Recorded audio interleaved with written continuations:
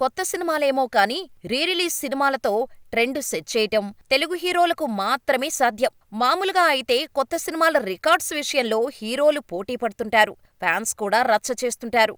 కానీ పవన్ కళ్యాణ్, మహేష్ బాబు ఫ్యాన్స్ మాత్రం రీ-రిలీజ్ రికార్డుల విషయంలోనూ తగ్గేదేలే అంటున్నారు. ఇప్పటివరకు రీ-రిలీజ్ అయిన సినిమాలను చూస్తే మహేష్, పవన్ ఫ్యాన్స్ నువ్వా నేనా అన్నట్టుగా థియేటర్లకు పరుగులు పెడుతూ కొత్త రికార్డులు క్రియేట్ చేస్తున్నారు. ఇటీవల మహేష్ బాబు బర్త్డే సందర్భంగా రీ-రిలీజ్ అయిన మురారి సినిమా ఫస్ట్ డే 5 కోట్లకు పైగా గ్రాస్ వసూలు చేసి ఆల్ టైమ్ రికార్డు సెట్ చేసింది. ఆ తర్వాత వచ్చిన ఇంద్ర సినిమా ఈ రికార్డును బ్రేక్ చేస్తుందని అనుకున్నారు. కానీ ఇంద్ర 3 కోట్ల దగ్గరే ఆగిపోయింది. అయితే పవర్ స్టార్ బర్త్డే నాడు రీ-రిలీజ్ అయిన గబ్బర్ సింగ్ మాత్రం మురారీని బీట్ చేసి ఏకంగా ప్రీమియర్స్ ప్లస్ ఫస్ట్ డే కలుపుకొని 8 కోట్లకు పైగా గ్రాస్ వసూళ్లను రాబట్టి ఆల్ టైమ్ రికార్డు తన పేరిట రాసుకుంది. దీంతో ఇప్పుడు సూపర్ స్టార్ ఫ్యాన్స్ ఈ రికార్డును బీట్ చేయటానికి పక్కా ప్లానింగ్ రెడీ చేసుకుంటున్నారు. గబ్బర్ సింగ్ తరహాలోనే మహేష్ బాబు నెక్స్ట్ బర్త్డేకి గట్టిగా ప్లాన్ చేస్తున్నారు.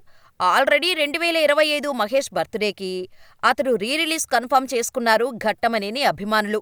బర్త్డేకి ఒకరోజు ముందే ఆగస్టు 8న ప్రీమియర్స్ పడేలా ప్లాన్ చేస్తున్నారట.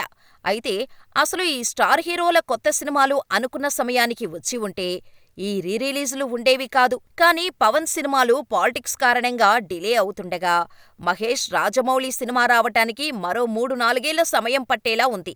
కాబట్టి అప్పటివరకు అభిమానులు రీ-రిలీజ్ సినిమాలతోనే సరిపెట్టుకోవాల్సి ఉంటుంది.